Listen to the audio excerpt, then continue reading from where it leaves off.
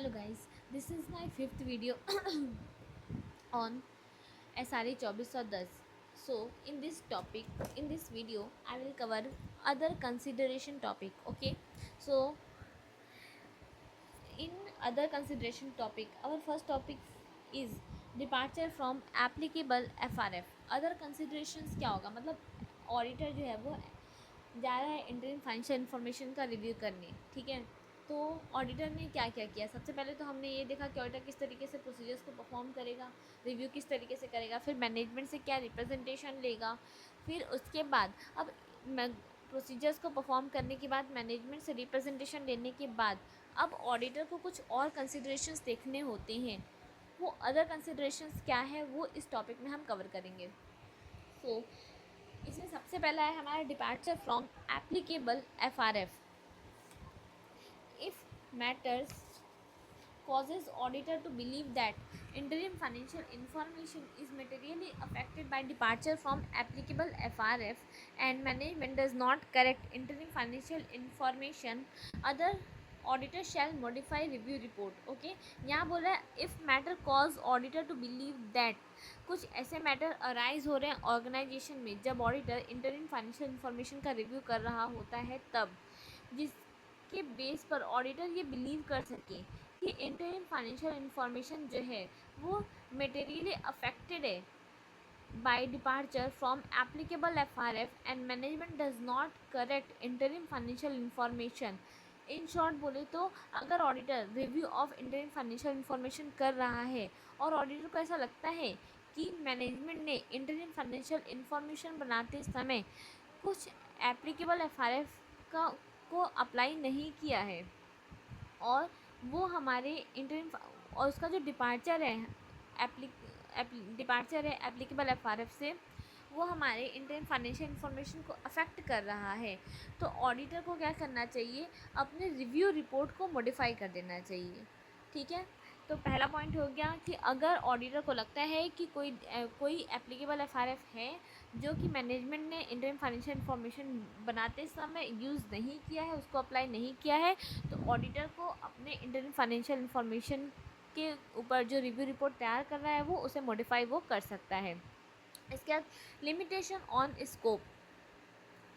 मान लो ऑडिटर गया इंटरिम फाइनेंशियल इन्फॉर्मेशन की ऑडिट करने, रिव्यू करने, और वहाँ पे मैनेजमेंट अगर ऑडिटर के ऊपर अननेसेसरी लिमिटेशंस लगा रही है, उसको काम करने से रोक रही है, उसको इंडिपेंडेंटली रिव्यू नहीं करने दे रही है, इन दैट केस ऑडिटर अपने रिपोर्ट को मॉडिफाई कर सकता है। ओके, तो लिमिटेशन ऑन स्कोप में क्या है हमारा, imposed by management. Auditor shall not accept an engagement. Auditor को इंगेजमेंट एक्सेप्ट ही नहीं करना चाहिए to review interim financial information if there is a limitation on scope of auditors view review imposed by management. अगर management auditor के ऊपर किसी भी तरीके का लिमिटेशन ऑन स्कोप लगा रहा है, उसको काम फ्रीली नहीं करने दे रहा है, इंडिपेंडेंटली काम करने से रोक रहा है, तो ऑडिटर को उस रिव्यू एंगेजमेंट को एक्सेप्ट ही नहीं करना चाहिए। पहली बात तो एक्सेप्ट ही नहीं करना चाहिए। दूसरी बात, if management impose limitation on scope after accepting engagement, auditor shall request to remove that limitation. If management or TCWG refuses, auditor is unable to express a conclusion, so auditor shall consider possibility to withdraw from review engagement and audit. सबसे पहले तो मान लो आप review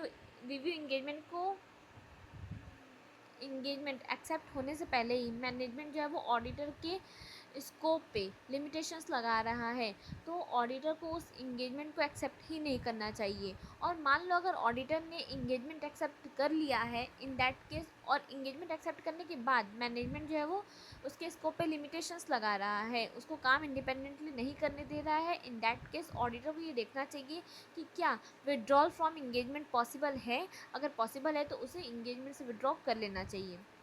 Third is, auditor shall also consider legal and regulatory responsibilities, whether there is a requirement to issue report before withdrawal.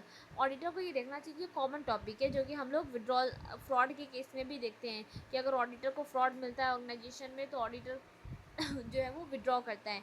Withdraw के क्या procedures वहाँ होते हैं, वही प्रोसीजर्स यहाँ भी है।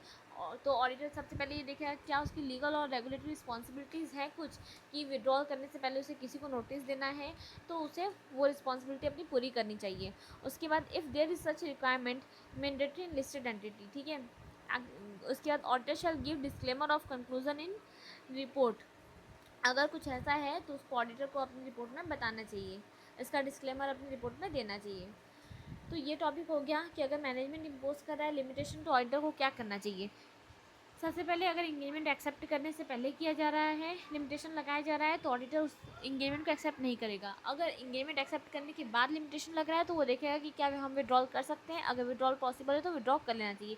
विड्रॉ करने से पहले ऑडिटर को देखना चाहिए कि क्या उसकी कोई legal and regulatory legal responsibilities हैं कि उसे रिपोर्ट मतलब विड्रॉल के पहले किसी को रिपोर्ट करना चाहिए, अपने किस इशू अपना रिपोर्ट इशू करना चाहिए।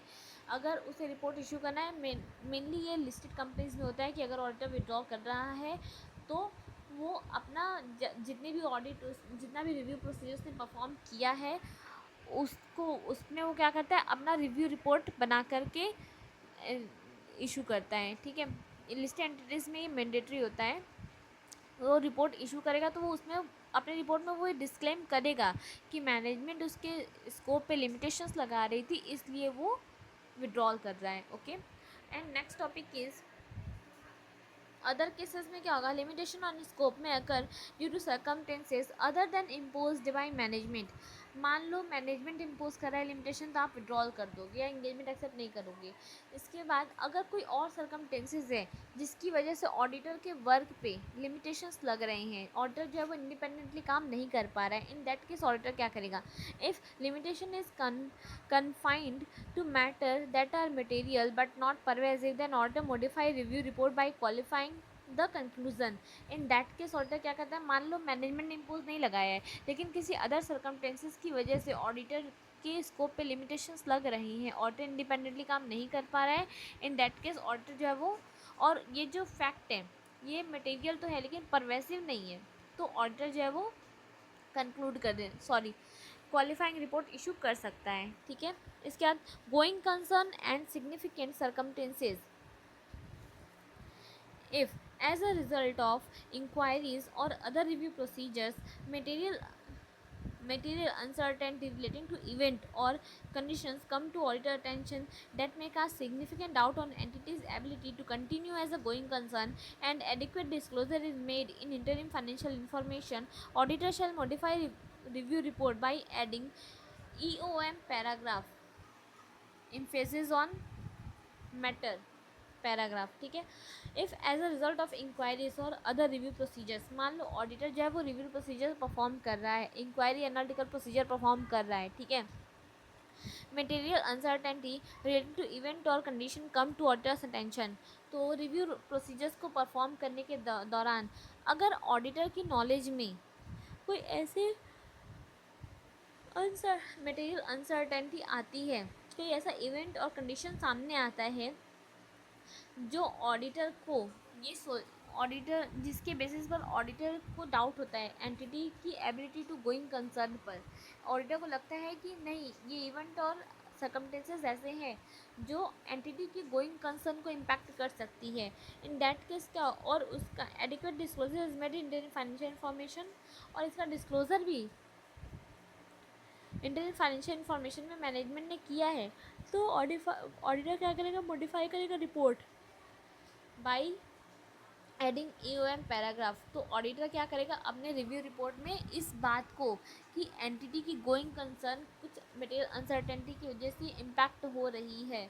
और इस चीज़ को इंटरनल फाइनेंशियल इन्फॉर्मेशन में डिस्क्लोज भी किया गया है मैनेजमेंट के द्वारा, ये चीज़ ऑडिटर जो है वो अपने EOM पैराग्राफ में बताता है, ठीक है। इसके बाद if material uncertainty that cast significant doubt on entity's ability to continue as a going concern is not adequately disclosed in interim financial information, auditor shall express a qualified और adverse conclusion.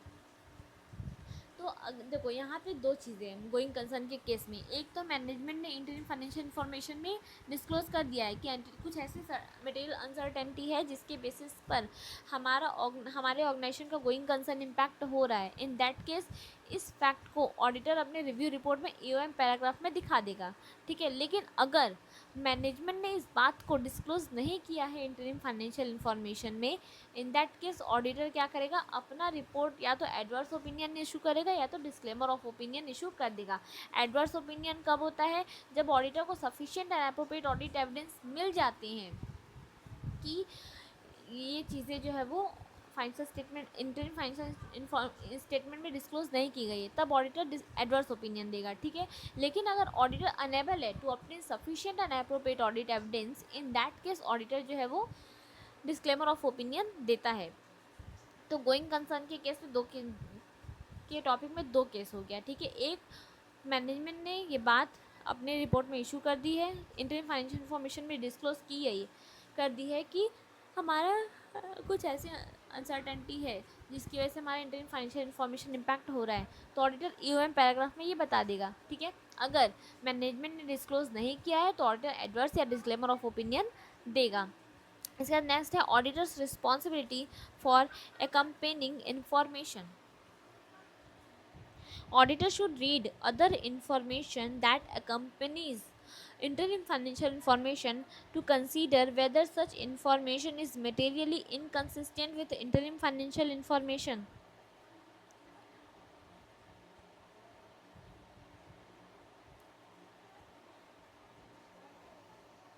Is auditor identifies auditor responsibility for accompanying information. Auditor should read other information, auditor को क्या करना चाहिए, other information को read करना चाहिए that accompanies interim financial information to consider whether such information is materially inconsistent with interim financial information. Auditor को other information को read करना चाहिए, देखना चाहिए और उसको ये कंक्लूड करना चाहिए कि क्या ऐसा है कि यहाँ पे कोई ऐसा इन्फॉर्मेशन है जो इंटरिम फाइनेंशियल इंफॉर्मेशन से डिफ़र कर रहा है, ठीक है, उससे इनकन्सिस्टेंट है।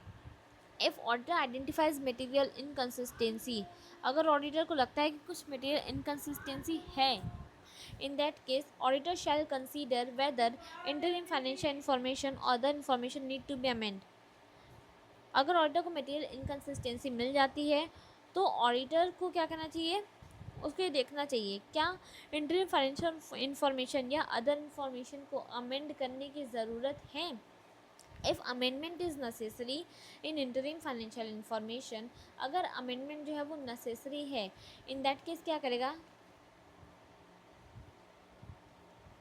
and management refuses to make such amendment, auditor shall consider the implication for review report. मान लो अगर अमेंडमेंट ज़रूरी है, ठीक है, लेकिन मैनेजमेंट जो है वो अमेंडमेंट करने से मना कर देता है, तो ऑडिटर क्या करेगा, इन दैट केस ऑडिटर इस बात को अपने रिपोर्ट में डिस्क्लोज करेगा। इसके बाद if amendment is necessary in other information and management refuses to make amendment, auditor consider to conclude additional paragraph in review report. देखो इन्फॉर्मेशन 2 तरीके के हैं यहाँ पे, ठीक है, एक है इंटरिम फाइनेंशियल इन्फॉर्मेशन और दूसरा है other information. Interim financial information अगर मैनेजमेंट अमेंड करने के लिए नहीं तैयार हो रहा है, इन दैट केस इस चीज़ को ऑडिटर अपने रिपोर्ट में डिस्क्लोज कर सकता है। लेकिन अगर अदर इन्फॉर्मेशन को अमेंड करने की ज़रूरत है और मैनेजमेंट जो है वो अमेंडमेंट नहीं कर रहा है, इन दैट केस ऑडिटर क्या करेगा, अपने रिव्यू रिपोर्ट में एक एडिशनल पैराग्राफ को ऐड करेगा, ठीक है, डिस्क्राइबिंग द मटेरियल इनकन्सिस्टेंसी और विथहोल्डिंग इश्यूज ऑफ रिव्यू रिपोर्ट और विड्रॉइंग फ्रॉम इंगेजमेंट। और उस अदर इन्फॉर्मेशन के लिए जो मैनेजमेंट एडिशनल पैराग्राफ ऐड कर रहा है उसमें वो बताएगा कि मैनेजमेंट अमेंडमेंट नहीं कर रहा है, इसकी वजह से या तो हम इंगेजमेंट से विड्रॉ कर रहे हैं, अगर वो विड्रॉ करेगा तो विड्रॉ के बारे में बताएगा, अगर इस इनकन्सिस्टेंसी की वजह से मैनेजमेंट जो है वो अपना रिव्यू रिपोर्ट इशू करने से रोक रहा है, विथ होल्ड कर रहा है, in that case additional paragraph में वो बताएगा कि हम अपना रिपोर्ट जो है वो विथ होल्ड कर रहे हैं क्योंकि मैनेजमेंट जो है वो अदर इन्फॉर्मेशन में अमेंडमेंट नहीं कर रहा है। और या तो अगर मटेरियल इनकन्सिस्टेंसी आ रही है तो उस मटेरियल इनकन्सिस्टेंसी को भी वो डिस्क्राइब इसमें करेगा। फिर लास्ट है हमारा ऑडिटर्स एसोसिएशन। ऑडिटर्स एसोसिएशन में क्या लिखना है हमको, if any document containing interim financial information indicate that such information is reviewed by entities auditor if any document containing interim financial information, मान लो कोई document है जो interim financial information contain कर रहा है, ठीक है, indicate that such information is reviewed by entities auditor, review report will also be included in document, ठीक है.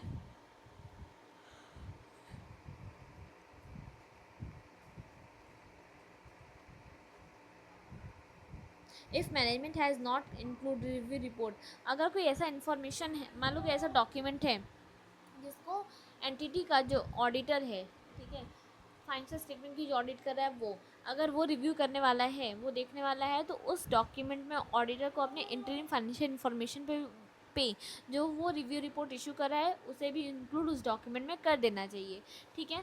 If management has not include review report, अगर मैनेजमेंट उसमें रिव्यू रिपोर्ट इंक्लूड नहीं कर रहा है, इन दैट केस क्या होगा, auditor should take legal advice for determining appropriate action. If auditor has issued a modified review report and management issue interim financial information without including modified report, auditor should take legal advice or for determining appropriate action and possibility of resigning from appointment to audit annual financial statement, ठीक है. मतलब कि management को अगर वो कोई document ऐसा issue कर रहा है जिसकी ऑडिट जो है वो ऑडिटर करने वाला है, इन दैट केस उस डॉक्यूमेंट में उसे रिव्यू रिपोर्ट इंक्लूड करना मैंडेटरी है. अगर वो नहीं करता है तो इसके लिए जो इंटरिम फाइनेंशियल इन्फॉर्मेशन का रिव्यू कर रहा है जो ऑडिटर, वो लीगल एडवाइस, लीगल एक्शन उसके अगेंस्ट में ले सकता है, ठीक है. ऑडिटर रिव्यू रिपोर्ट, तो अभी हमने पढ़ा अदर कंसिडरेशन. अदर कंसिडरेशन के अंदर 5 टॉपिक है. 5 टॉपिक में सबसे पहले आएगा limitation on scope of management. Limitation on scope of auditors bye management.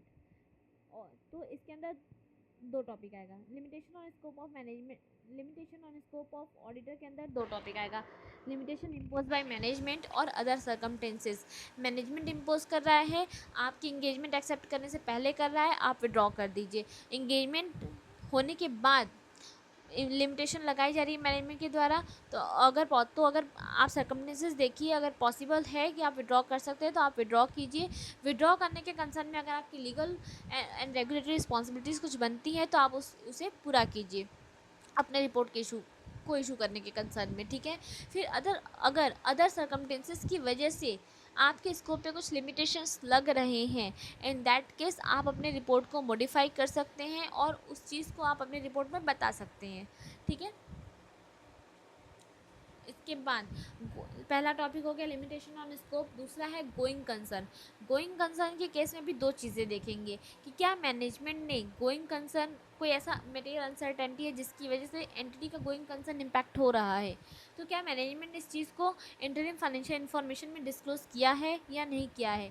अगर डिस्क्लोज़ किया है, in that case auditor EOM paragraph add करेगा और उसमें ये चीज़ें बता देगा, ठीक है, कि कोई ऐसी मटेरियल अनसर्टेनिटी है जो कि मटेरियल हमारे गोइंग कंसर्न को इम्पैक्ट कर रही है. अगर मैनेजमेंट ने ये चीज़ें इंटरिम फाइनेंशियल इन्फॉर्मेशन में डिस्क्लोज़ नहीं की है, इन दैट केस ऑडिटर क्या करेगा, वो या तो क्वालिफाइड और एडवर्स ओपिनियन देगा. उसके बाद ऑडिटर रिस्पॉन्सिबिलिटी फॉर अकम्पेनिंग इन्फॉर्मेशन.